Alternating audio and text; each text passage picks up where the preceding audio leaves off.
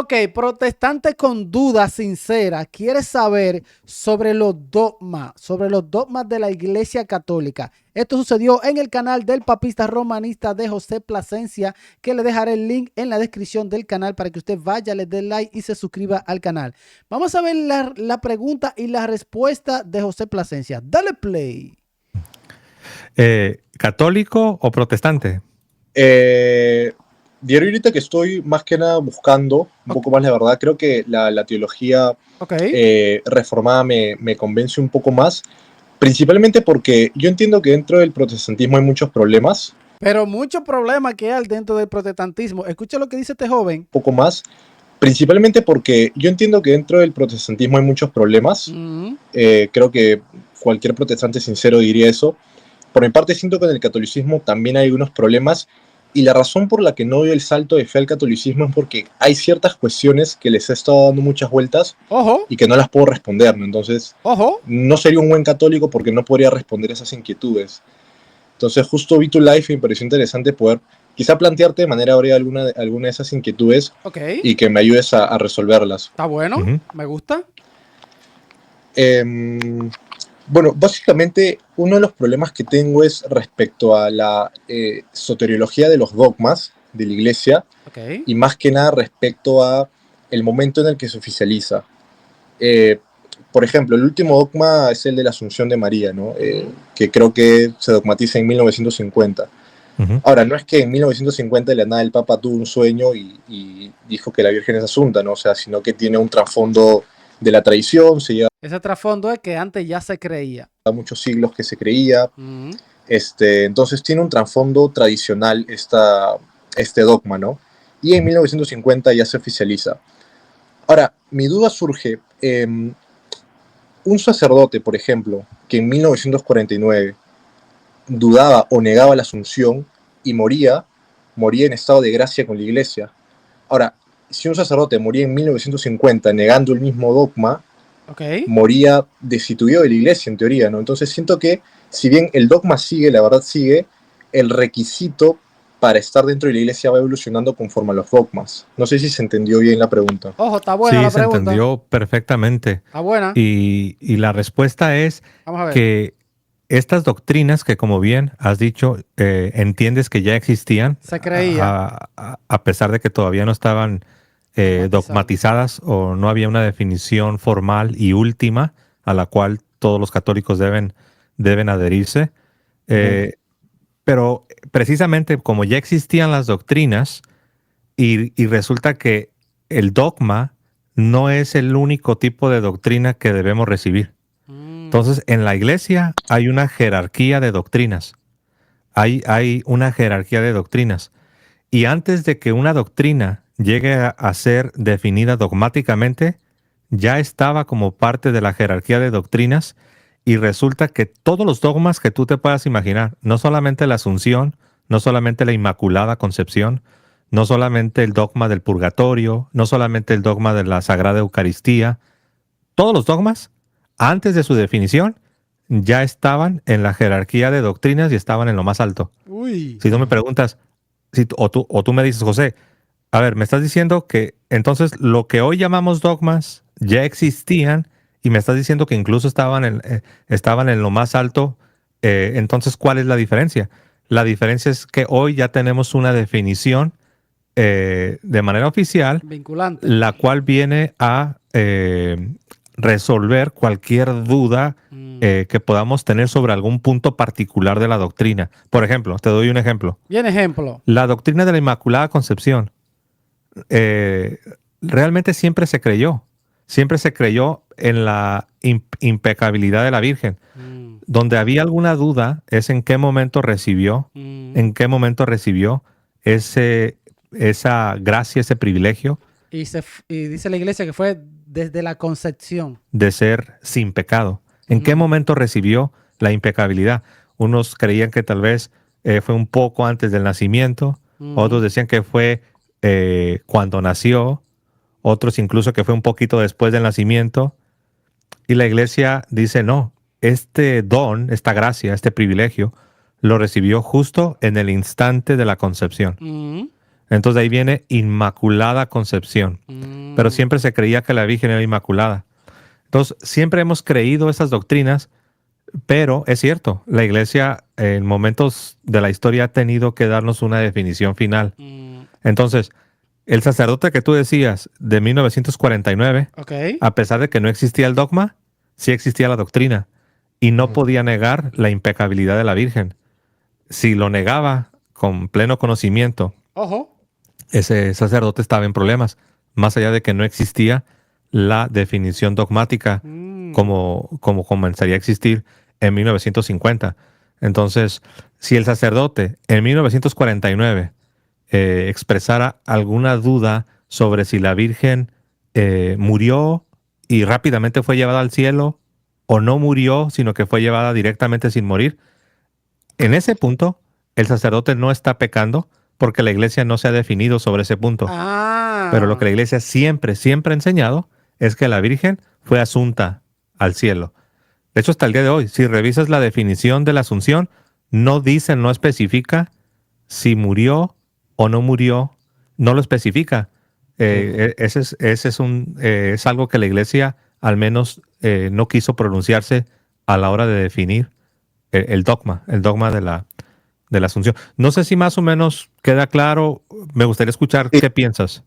Sí, entiendo. O sea, me parece que tu razonamiento es como que el más lógico, pero yo creo que el problema, por ejemplo, con respecto a la Inmaculada, tengo entendido que si bien Santo Tomás creía que María fue inmaculada, él no entendía bien el dogma y de hecho creo que la idea que él proponía hoy día sería considerada una herejía, ¿no? Entonces, en ese caso, él creía algo diferente al dogma actual. Entonces, él estaría negando una doctrina que ya estaba revelada. ¿Eso fue antes de ser dogma o después? Ojo, cuidado con esto. Ok, una aclaración. Ojo. Creer algo distinto antes a que la Virgen recibió la impecabilidad en el mismo instante de la concepción no sería herejía. O sea, no todo error es una herejía. Hay también, así como hay jerarquía en la doctrina, en los errores también hay una jerarquía. Hay diferentes tipos de errores. Te voy a decir algo que creo que te puede ayudar sobre esto.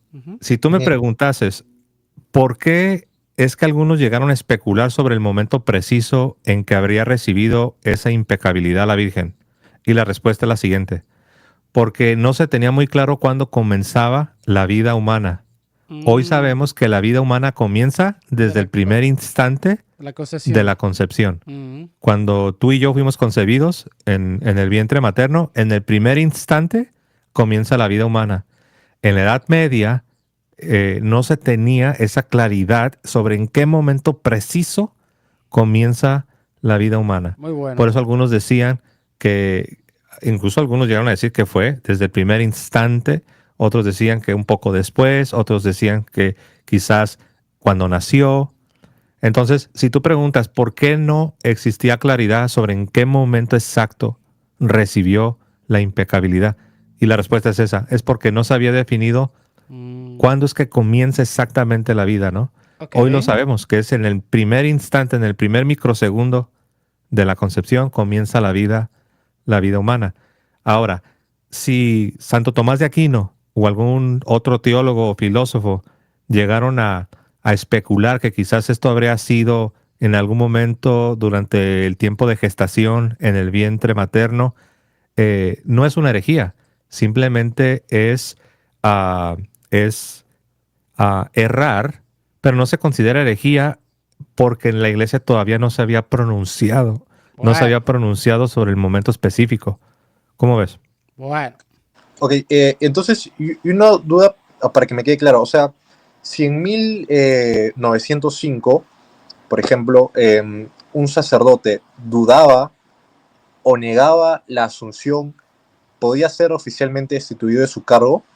No. Sí, porque la Asunción siempre se creyó. Siempre se creyó la Asunción. Ok, Sí. o sea, aunque no estaba dogmatizado. Antes de que se haga dogma de manera oficial. Exacto.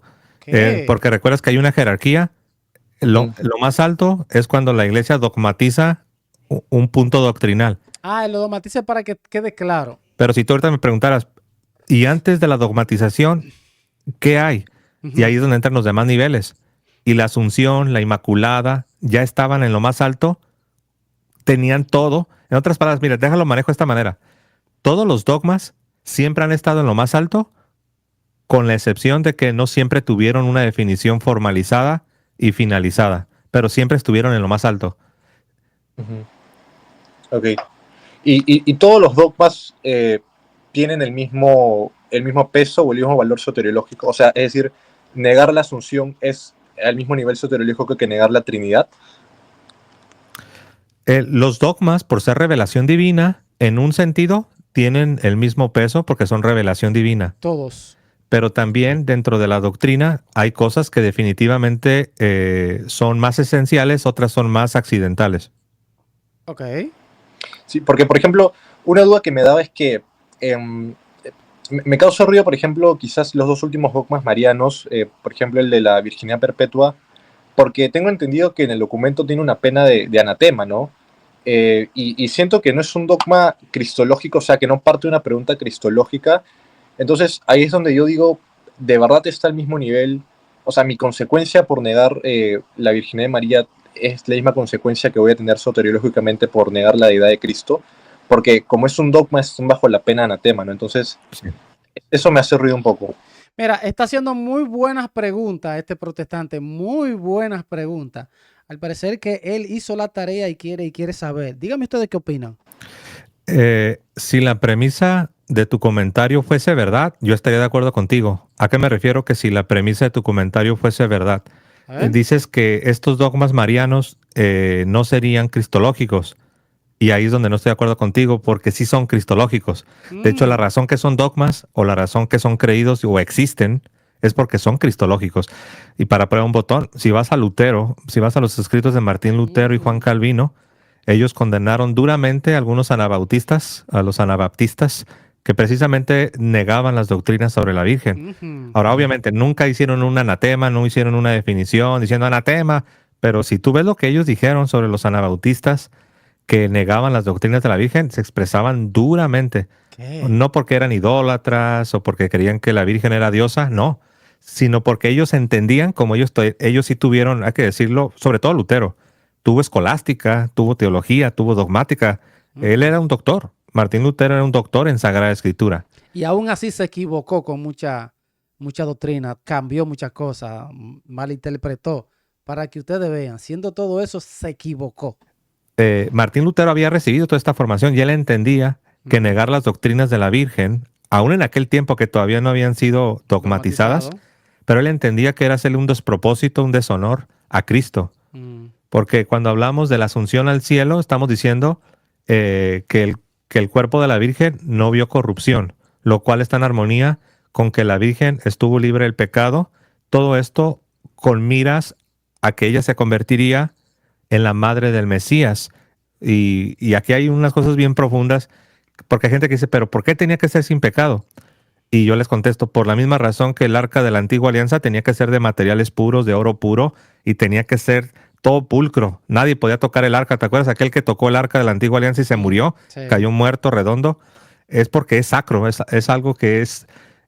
Dios tiene que ser honrado con los más altos honores. Y entonces el Mesías, siendo Dios encarnado, fue honrado con una criatura que recibe gracias que nadie ha recibido, ni San Pablo, ni Moisés, nadie. No ha habido un santo o profeta que haya recibido estos favores, estas gracias que Dios le concede a esta criatura, que es la Virgen María. Entonces, la Inmaculada Concepción, la Asunción al cielo, todo eso perdería completo sentido si lo desconectamos de la persona gloriosa de nuestro Señor Jesucristo. Pero, por ejemplo, una pregunta. Yo sigo creyendo que, por ejemplo, la virginidad perpetua no parte de una cristología porque, por lo menos, y corrígeme si me equivoco, para mí, para que algo sea cristológico, la pregunta tiene que partir de Cristo, ¿no? Por ejemplo, la Teotocos parte de la pregunta Jesús es Dios y, por consecuencia, eso afecta a que María es su madre. La Inmaculada, por ejemplo, podría ser la pregunta ¿podía Dios nacer de un cuerpo pecaminoso? y sí o no. Pero la Ok. virginidad perpetua es como que no le encuentro la pregunta de dónde parte la cristología, ¿no? O sea, creo Pero el ángel de ahí, desde la Biblia, una virgen dará a luz un hijo. que es una pregunta que, o sea, la pregunta sería, La virgen. ¿podía la madre de Jesús tener relaciones después de haber parido a Dios? Es lo que No lo dice. Y dice que dio a luz un solo hijo. no entiendo bien, o sea, siento que no parte de una cristología y por eso me preocupa pensar que es un requisito obligatorio para mí, para mi salvación, creer en eso, ¿no? Ok, vamos a ver la explicación. Sí, aquí es donde entra, no sé si has escuchado, que creemos que la Virgen es la nueva Eva, es la nueva Eva. Entonces, nosotros creemos que la virginidad de la nueva Eva o la virginidad de la Virgen María es algo que refleja la pureza. Por ejemplo, nuestro Señor fue virgen, no sé si lo habías pensado. El Señor Jesucristo fue virgen, pero claro, decimos célibe, ¿no? Es la palabra que usamos, ¿no? Célibe. Pero fue virgen. Entonces uno pudiera pensar, pero ¿por qué tendría que ser virgen? Él pudiera haber muerto en la cruz del Calvario, aún si no hubiese sido virgen.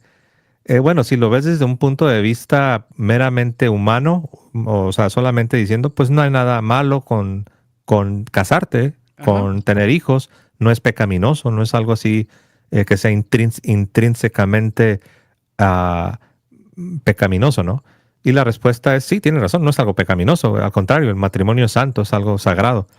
Sin embargo, pregúntate, ¿por qué fue importante que Cristo permaneciera virgen? Ojo. Porque tiene que ver con la sacralidad de lo que Él vino a hacer por nosotros. Entonces, de la misma manera que el nuevo Adán permanece virgen, porque tiene que ver con la sacralidad de la obra que está llevando a cabo, la nueva Eva, que es la virgen, también era necesario que permaneciese virgen por la sacralidad en conexión con su Hijo Jesús, de la obra que está llevando a cabo Jesucristo. Entonces, Mira, no lo había visto de esta manera. Yo no lo había visto de esta manera. ¿Y ustedes? así como tenemos a Adán y Eva en la primera creación y tenemos una caída y tenemos el pecado que entra al mundo, tenemos el nuevo Adán, la nueva Eva y tenemos una nueva creación. Tenemos el paraíso caído y tenemos el paraíso restaurado. Entonces, Cristo, el nuevo Adán, y la Virgen María, la nueva Eva, se preservan vírgenes, puros, célibes, por la sacralidad de la redención que Cristo está efectuando. Si la Virgen María no fuese la madre del Mesías, si la Virgen María no fuese la nueva Eva y no fuese el arca de la alianza, como la llaman los padres de la iglesia, entonces sí tendría sentido pensar, pues, ¿cuál es el problema? ¿Por qué habría un problema decir que se casó y que tuvo más hijos? Y sabes que tendrías razón, pero resulta que sí es la madre del Mesías, resulta que sí es la nueva Eva, resulta que sí es el arca de la nueva alianza. Bueno. Y es algo que se preserva sacro, apartado, puro. Por ejemplo, pregúntate, ¿pero qué hay de malo que toquen el arca? ¿Te acuerdas cómo estaba prohibido que tocaran el arca de la antigua alianza? Uno pues, ¿pero qué hay de malo, hombre? Es madera, no hay nada de malo que... Sí, pero es algo sacro, algo apartado, algo reservado, algo que tiene que ver con el maná del cielo, con el sumo sacerdote, que tiene que ver con la palabra. Es algo que es reservado, es algo para Dios. Entonces, por eso es que era necesario la perpetua virginidad. Te quiero, y aquí te doy el paso, pero te digo rápido, hubo un hombre llamado Elvidio. Elvidio también llegó a razonar de manera semejante, diciendo que cuál es el problema. Incluso él dijo que no, que la Virgen sí tuvo hijos y que tuvo una vida marital como cualquier otra mujer. Ay. Pero bueno, más tardó él en decir eso que San Jerónimo, el que tradujo la Vulgata. Los refutó. Jerónimo en refutarlo. Entonces cuando uno va a Jerónimo lo refuta y ofrece precisamente estos argumentos. Entonces, sí, si ella fuera cualquier mujer, tendrías razón. Yo te diría, tienes razón, pero no es cualquier mujer. Es la madre del Mesías, la nueva Eva, el arca de la nueva alianza, y la virginidad representa la pureza de aquello que se consagra en cuerpo y alma para Dios. Por eso es que ella permanece perpetuamente virgen. Bueno. Sí, de hecho, por ejemplo, yo no tendría problema en aceptar la virginidad de María, o sea, por lo menos desde mi punto de vista, o sea, puede ser probable que no haya tenido más hijos. Creo que por lo menos las escrituras no tratan ese tema de manera muy explícita. Pero otra cosa que me hace ruido, por ejemplo, es, ok, tú dices que es importante, pero la pregunta es ¿qué tan importante? Por ejemplo, si Jesús no hubiese sido Dios, para mí hay un gran problema en la soteriología. Okay. Ahora, si María hubiese tenido hijos, ¿eso hubiese afectado algo en el plan salvífico de Dios o en la soteriología? Ok, es que... O si hubiese tenido hijos, no hubiese problema. Es que entonces si hubiera tenido más hijos, entonces Jesús no había sido el Mesías y María no había dado a luz al Mesías, porque la profecía, cuando el ángel se le presenta a María, dice que la Virgen dará a luz un hijo, la Virgen. O sea, una Virgen dando a luz. Imagínate eso. Bueno, hubiese un problema en el sentido que ya no sería perpetuamente virgen. Uh-huh. Entonces ya no sería un arca pura, no sería un arca que no puede ser tocada, ya no sería algo apartado, ya no sería algo consagrado, ya no sería algo que tiene la dignidad de aquello que ha sido apartado, consagrado para Dios puramente en cuerpo y alma. Okay. Si lo que me preguntas es que si, por ejemplo, mi mamá, ella tuvo una vida marital y tuvo hijos. Si tú me preguntas, ¿pero tu mamá es malvada o hay algo? No, pero es mi mamá, ¿no? Ella vive una vida ordinaria, pero en el caso de la Virgen, estamos hablando de una criatura con una misión muy particular. Es lo que marca la diferencia. No que tener hijos sea malo o no que tener hijos sea una deshonra contra Dios, sino más bien, por ejemplo, yo pudiera preguntarte, oye, pero ¿por qué no podían tocar el arca de la antigua alianza? Uh-huh. ¿Hay algo de más? ¿Tú qué responderías si un ateo te dice a ti, pero ¿por qué no podían tocar el arca? ¿Qué le responderías al ateo? Ojo. Por la pureza. Sí, pero ¿qué le dirías? Imagina que yo soy ateo y que te digo, oye, pero ¿por qué no podían tocar el arca de la antigua alianza? ¿Qué hay de malo con tocar esa caja de madera? ¿Qué dirías tú? No, la verdad no sé qué responderte. O sea, no tengo muy estudiado ese tema. O sea, entiendo el tema del arca de la alianza, pero, o sea, con respecto a relación a lo que me dices, o sea, no entiendo bien la pregunta. Ok. A ver, vamos a ver. A lo mejor yo estoy asumiendo que tú conoces bien este pasaje. Sí sabes lo que es el arca de la antigua alianza, ¿no? O sea, lo conozco, pero nunca entendí el tema de la relación con María. Ok. Ok. En el arca de la antigua alianza es donde se depositaba el maná del cielo, el pan del cielo. Uh-huh. Estaba la palabra de Dios, las tablas, uh-huh, y estaba la vara del sumo sacerdocio. Aarón. Okay. En la Virgen María, cuando Cristo toma carne de ella, lo que viene a ella es el pan del cielo, que es Jesucristo, el sumo sacerdote, que es Jesucristo, y la palabra. Cristo es la palabra, es el verbo. Entonces, así como en la antigua alianza tenías esas tres cosas, también en la Virgen María viene Jesucristo, quien es estas tres cosas. Todo en uno ahí, señores. El maná del cielo, el pan del cielo, la palabra y el sumo sacerdote. Y así como el arca tenía que ser de materiales puros y nadie podía tocarla porque estaba consagrada, no porque es malo tocar el arca, sino porque es algo apartado para Dios y nadie podía tocarlo. Entonces, bueno, nadie que no estuviese, obviamente los sacerdotes, los levitas, pero estaban consagrados, se purificaban y era algo muy especial.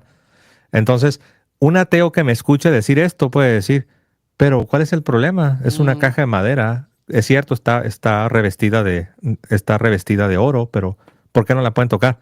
Yo le respondería, porque es algo consagrado para Dios y es algo donde ahí se deposita lo más sagrado. Es donde se deposita lo que representa la divinidad.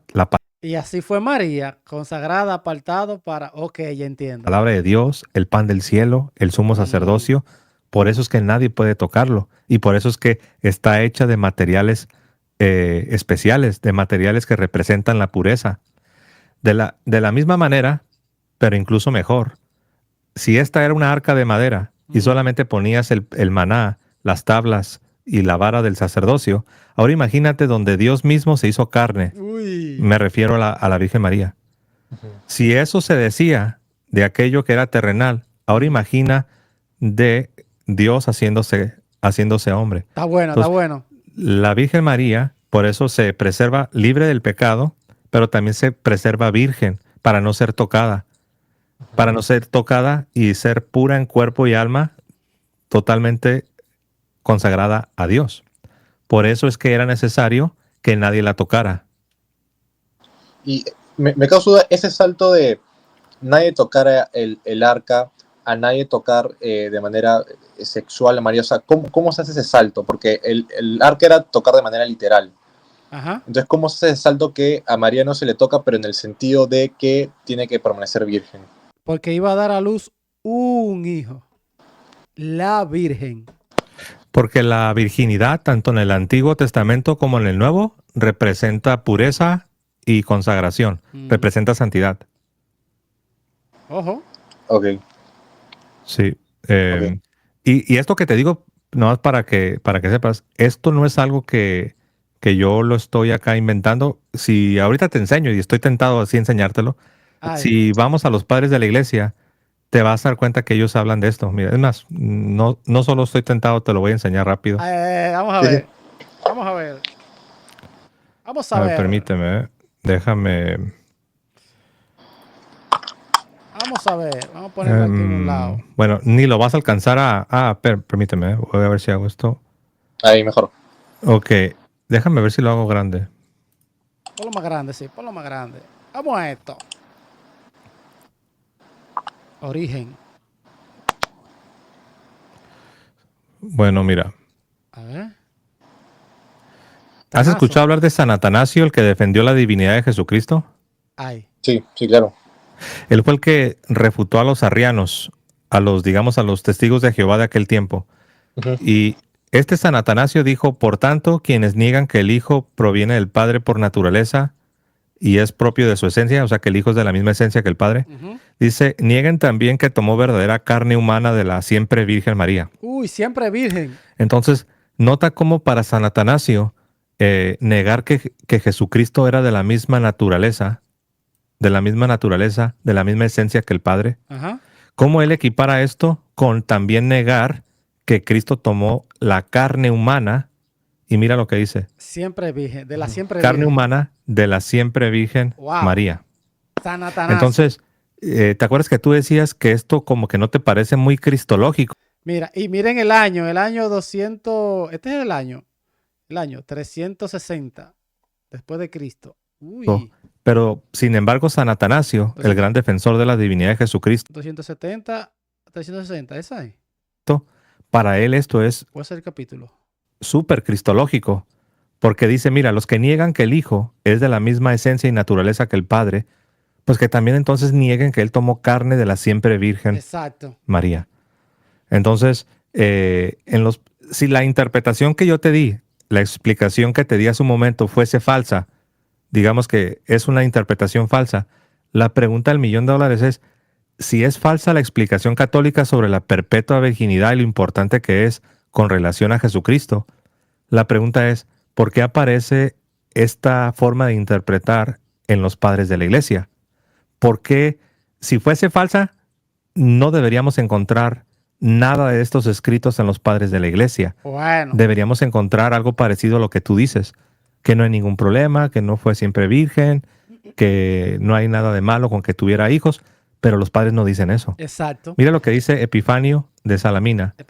Creemos en un solo Dios Padre Todopoderoso, Creador de todas las cosas visibles e invisibles, y en un solo Señor Jesucristo, Hijo de Dios, quien por nosotros los hombres y por nuestra salvación descendió y tomó carne, es decir, nació perfectamente de la Santa Siempre Virgen María por obra del Espíritu Santo. Santa Siempre Virgen. ¿Quién es? Es Epifanio de Salamina. Y hablando, si te fijas que es como un credo, esto básicamente es un pequeño credo. Dice, creemos en un solo Dios, Padre Todopoderoso, Creador de todas las cosas, y en un solo Señor Jesucristo. Y uno pensaría, no, pues puras cosas de la Trinidad, ¿no? Pero mira cómo aquí, en este credo, parece que es católico este Epifanio, porque para todo mete a la Virgen y hasta le dice santísima y dice que es siempre virgen, porque mira lo que dice. Es que los padres de la iglesia eran católicos. Increíble. Y tomó carne, es decir, nació perfectamente de la santa, siempre virgen María por obra del Espíritu Santo. Siempre Entonces, si te virgen. fijas, cómo pensar que estas doctrinas de la perpetua virginidad, pensar que no son cristológicas o que no van relacionadas con lo más importante del credo cristiano, es no hacerle justicia a lo que encontramos en los padres de la iglesia. Año 374 después de Cristo. Y si te preguntas, ¿por qué será que los católicos siempre se aferran a estas doctrinas de la Virgen y siempre salen con su perpetua virginidad Tradición. y siempre salen con su inmaculada concepción y siempre le llaman santísima y cosas así? Pues ahí está la respuesta. Sí. No es un invento de nosotros. Nosotros lo recibimos de estos santos padres.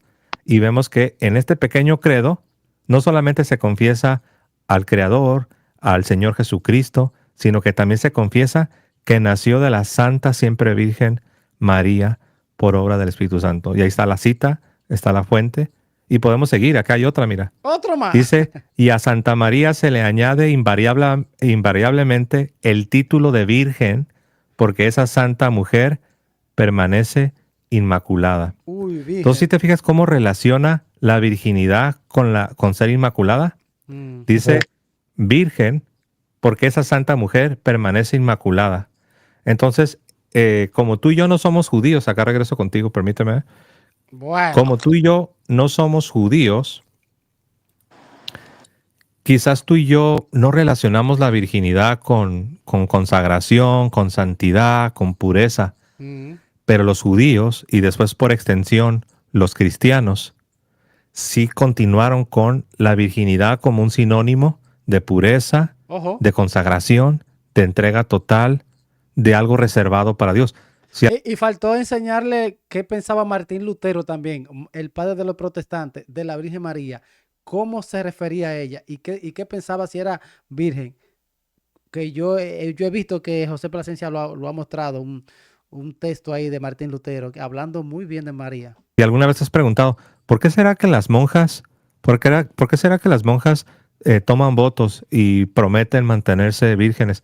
Porque se sigue relacionando con una consagración, apartar algo especial para Dios. Así como se apartaba el arca en la antigua alianza y nadie la podía tocar, hay vírgenes en el tiempo del Nuevo Testamento que se consagran en cuerpo y alma. Y esto es algo especial. Tú dirás, ¿pero qué no podemos ser santos aún en el matrimonio? Y la respuesta es sí. De hecho, los católicos se les enseña que aquellos que se casan deben ser santos y deben buscar la pureza y la castidad dentro del matrimonio. Pero hay que reconocerlo. Cuando alguien se sacrifica y se consagra para Dios para vivir una vida de esta manera, de virginidad, de celibato, es algo muy especial. Es algo que se hace para honrar a Dios. Entonces, me pregunto yo, si estos sacrificios que se hacen son algo loable, algo admirable, me pregunto yo, ¿acaso el evento más sublime que ha ocurrido, que es que Dios se hizo carne, acaso no merecía algo tan loable y tan admirable como una consagración como aquella que llevó a cabo la Virgen? Claro que sí. Y es cuando uno se da cuenta, ¿sabes? Tiene razón. Ahora puedo entender por qué aquel que es Dios hecho carne merecía tal consagración y merecía tal dedicación y merecía tal pureza representada por la perpetua virginidad, por la inmaculada concepción, con el hecho de que el cuerpo de la Virgen no vio corrupción, sino que fue asunto al cielo. Ahora entiendo que todo es para Él, por Él y en Él. Todo es para Cristo. Si no fuese cristológico, la Iglesia jamás habría defendido a capa y espada todas estas doctrinas. Si no fuesen cristológicas estas doctrinas, Lutero o Calvino no habría reprendido a los anabautistas por andar negando estas doctrinas. Como ves, sé que hablé mucho.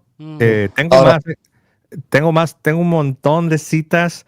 Es más, creo que aquí, mira, te voy a pasar el enlace. El documento. Yo tengo un documento donde tengo más, donde yo he ido recolectando todas las citas de los padres, pero te voy a pasar una página de internet. Sí, dale. Mira, la voy a pasar en el chat y si tú ves el chat ahí vas a ver que está la página. Ok. Está en inglés, pero tú sabes que el Google le pones traducir y te lo traduce, ¿no?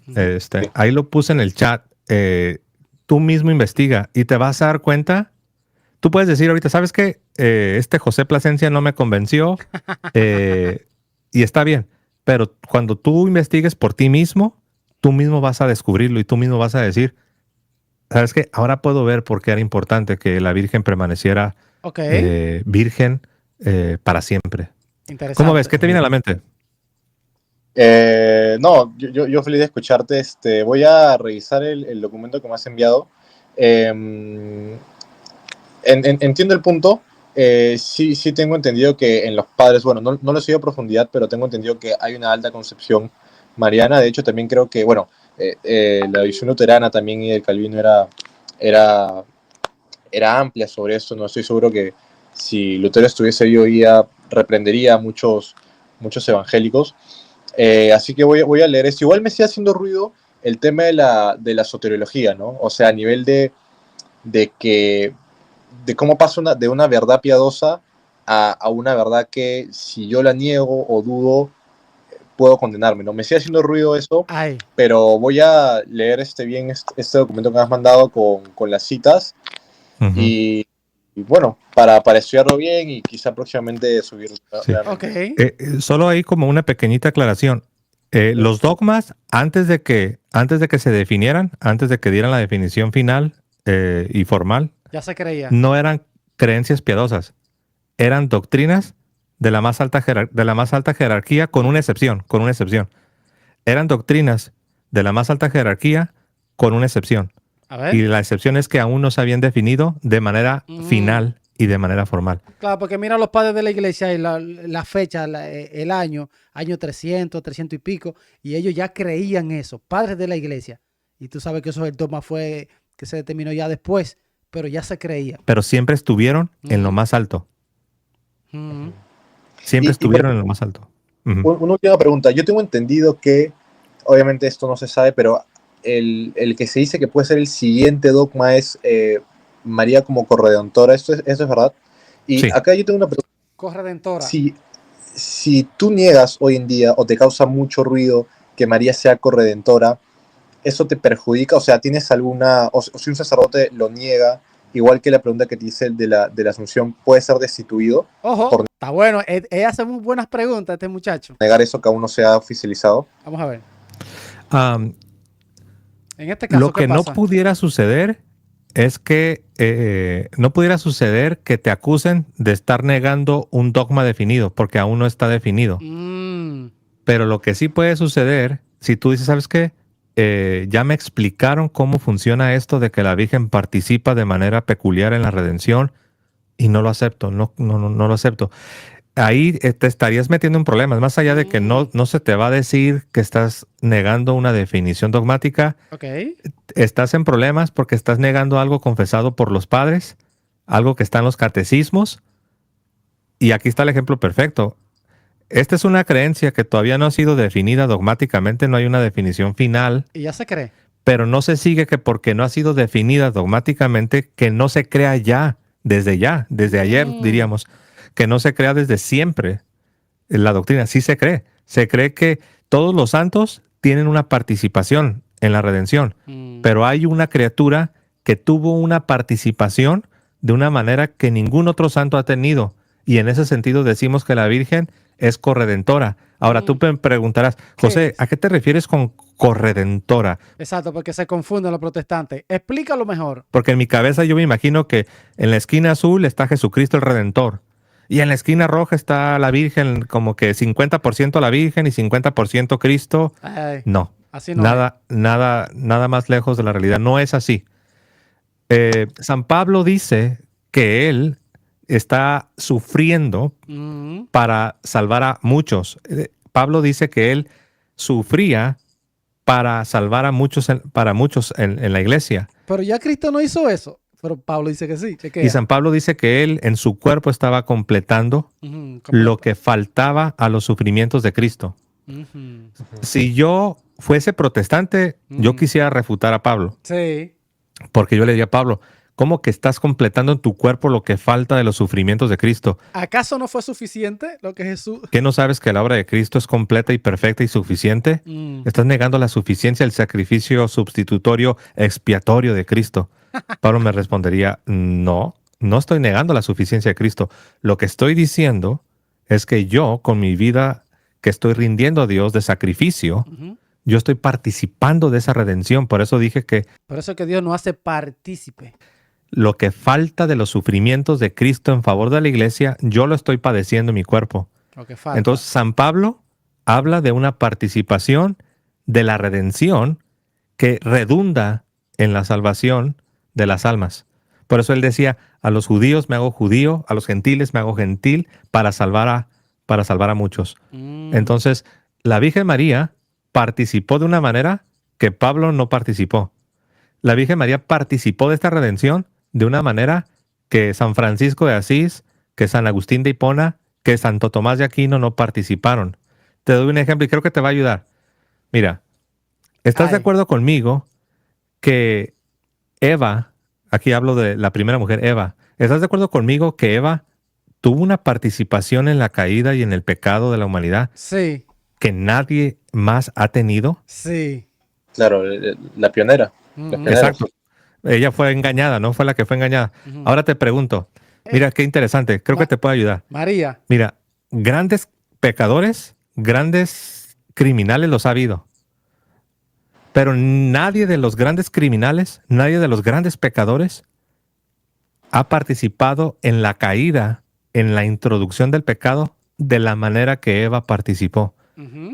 De la misma manera, ha habido grandes santos, San Pablo, San Pedro, San Francisco de Asís, Sí. San Agustín de Hipona, ha habido grandísimos santos, Sí. pero ninguno de todos esos grandes santos Como María. participó de la manera que le tocó participar a la Virgen. Wow. De la misma manera que los grandes pecadores no participaron de la manera que Eva participó en la caída, lo mismo decimos, ni los más grandes santos han participado de la manera que la Virgen participó en la obra de Cristo. Oh my God. Pero, y si alguien niega la corredención, un sacerdote te dice, no, sabes que me parece mucho, o etc., ¿tiene una consecuencia soteriológica?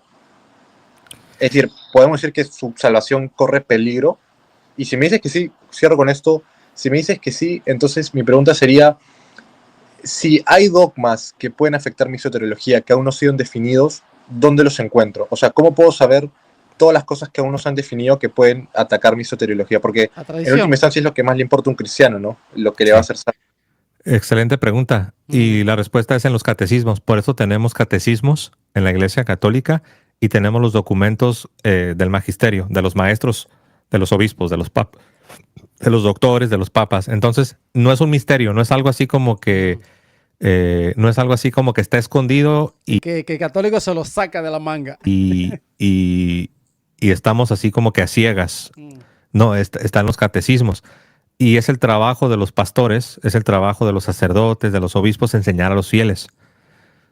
Ahora, si un fiel no conoce esto y fallece, pues ahí hay una ignorancia que se le llama la ignorancia invencible. Pero si un fiel fue instruido y así como yo estoy aquí desviviéndome por explicarte cómo funciona, y el fiel entiende, comprende y se endurece y dice, no, yo no creo que la Virgen participó de esa manera. No. Entonces ahí sí puede haber culpabilidad, porque ya no es ignorante, ya no es una persona que desconoce, ya se le explicó con peras y manzanas, y aún así, si lo hace por dureza de corazón, no porque esté batallando para entender, porque cuando yo era protestante, yo batallaba para entender. Y un día le pregunté a un sacerdote y me dijo, pero tú estás haciendo tu mayor esfuerzo por conformarte a lo que Dios quiere, a lo que es la verdad. Le dije, sí. Dijo, pues entonces puedes tener una conciencia tranquila. Cuando ya sabes algo y aún sabiéndolo, simplemente no lo quieres recibir por pura dureza, no porque te falte comprender, sino por dureza, porque no quieres, simplemente no quieres creerlo, ahí ya es donde entra la culpabilidad. Bueno. Entonces, si esta persona fallece y murió con un corazón endurecido que no quiso recibir algo que era manifiesto, ya hay culpabilidad, pero si es ignorante la persona, eso se llama ignorancia invencible y Dios no te va a culpar de algo que tú no sabías o que no entendías, Ay, ¿verdad? bobo. Entonces, am, porque yo también llegué a pensar así. Yo le dije al sacerdote, le dije, ¿qué pasa si ahorita salgo de la parroquia y me atropellan? Porque sí tenía miedo. O sea, yo era alguien que estaba en proceso. Todavía no me habían recibido. Yo estaba en proceso. Y yo sí pensaba eso. Yo decía, si me muero y todavía no alcanzo a recibir los sacramentos y todo. Ojo. Pero él me explicó, me dijo, pues es que no eres culpable porque estás haciendo tú todo lo que puedes para conformarte a la verdad. Y estás en un proceso. Me dijo, si tú falleces, no eres culpable. Ok. Y esto es algo que es bien interesante, que hasta los padres de la iglesia hablan de los catecúmenos. También. Hablan de los catecúmenos y hablan de esto que te acabo de hablar, ¿no? Entonces, am, sí, creer que la Virgen tuvo esta participación es parte de la fe.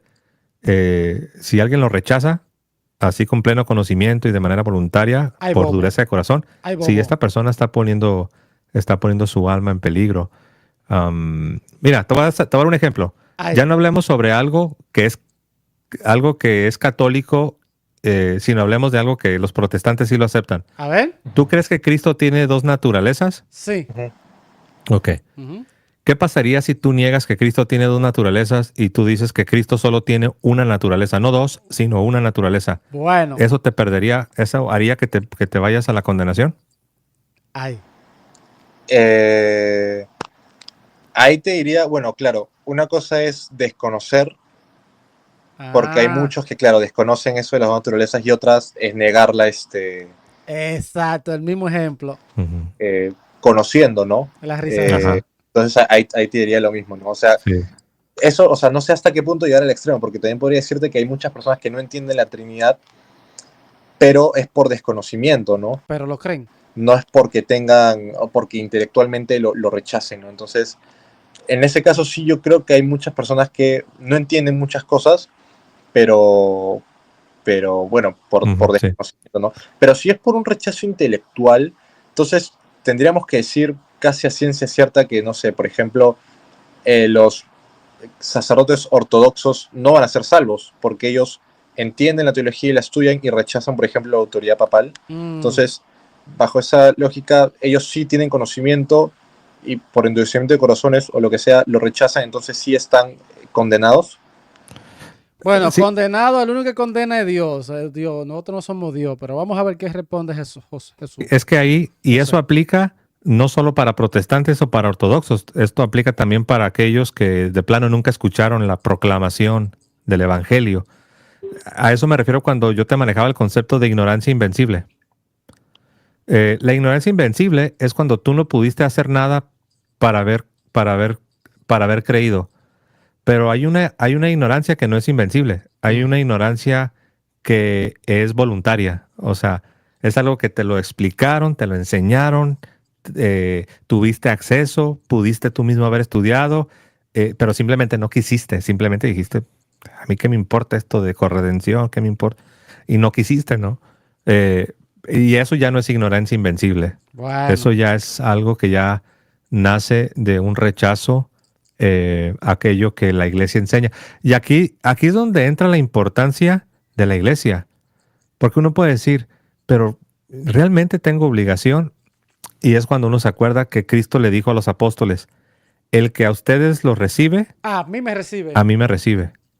El que me recibe a mí, recibe al que me envió. También otra parte dice, el que a Ustedes ustedes oye, rechacen. a mí me oye. Entonces, cuando la iglesia va por el mundo proclamando, predicando, catequizando, enseñando, Ujú. eso es la enseñanza de Cristo que está avanzando en el mundo. Y Sí. Cristo dice, el que a ustedes lo recibe, a mí me recibe. El que a ustedes rechaza, a mí me rechaza. Entonces ahí es donde te das cuenta que no puedes con la mano derecha decir que te agarras de Cristo, Ujú. pero con la mano izquierda empujas a aquella iglesia que fue enviada al mundo a proclamar la doctrina de Cristo. Y ahí hay un problema con los protestantes. Entonces, ujú, Porque, por ejemplo, claro, a ver, los arrianos, estamos de acuerdo que sostienen una herejía, pero no sé si decir que, o sea, nadie niega algo sabiendo que es verdad. O sea, los arrianos estaban convencidos de que su teología era la correcta, ¿no? Entonces, podríamos poner ese caso para todos, ¿no?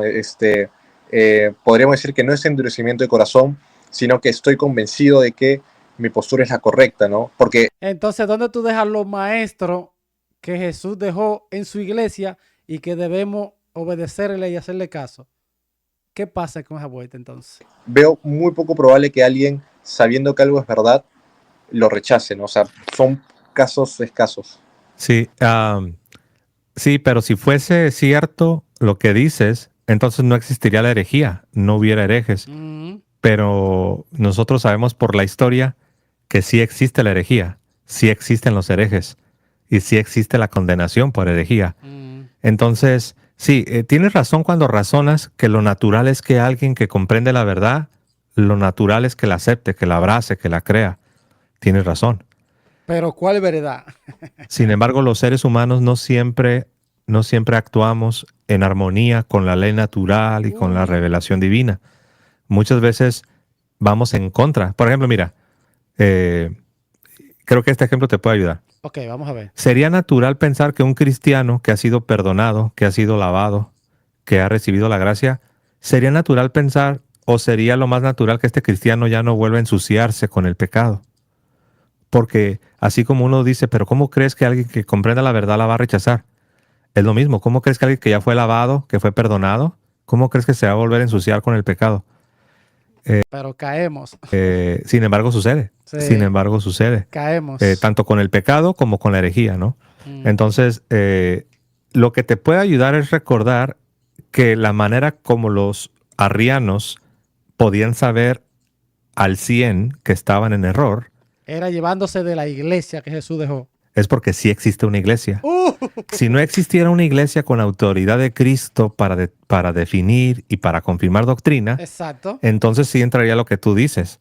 Nada más depende de la convicción interna del sujeto. Como hacen los protestantes. Entonces el arriano diría, no, es que yo estoy convencido. Sinceramente, como hacen los protestantes. Sinceramente, honestamente, estoy 100% convencido de que mi postura es la verdadera. Entonces, si no hay iglesia, pues sí, el arriano entonces tendría su verdad y el otro tiene su verdad, pero sí hay iglesia. Y a esta iglesia Cristo le prometió la asistencia para en los momentos decisivos de la historia defender la verdad, enseñar la verdad, aclarar la verdad, explicitar la verdad. Entonces, si no hubiera iglesia, sí, yo estaría de acuerdo contigo. Sería suficiente que el sujeto esté convencido en su cabeza y ya. Déjenlo en paz, déjenlo que él crea así, ¿no? Pero sí hay iglesia y la iglesia sí confirma la verdad. Ya tú sabes. Claro. Sí, son muchos temas, ¿no? Son muchos temas, sí, sí. Si gustas, mira, lo podemos dejar acá y si quieres regresar, mañana voy a estar en vivo a la misma hora. Voy a lo que me diste y si encuentro yo otras preguntas que tengo por ahí escritas. Me gusta porque este protestante se ve como que anda en una búsqueda sincera. Se ve como que él se está planteando muchas cosas. Incluso al inicio dijo que el protestantismo tiene muchos problemas, doctrinal, muchos problemas, muchos. Y él se dio cuenta. Dichoso y bienaventurado este joven que se dio cuenta de esto. Hay muchos que todavía siguen ciegos. Qué pena, hay que seguir orando por ellos. Díganme ustedes qué opinan. Les dejaré el link en la descripción del canal, de este canal que es muy bueno, el papista romanista José Plasencia. En la descripción vayan, suscríbanse, denle like. Nos vemos en el próximo video. Bendiciones. Check it out.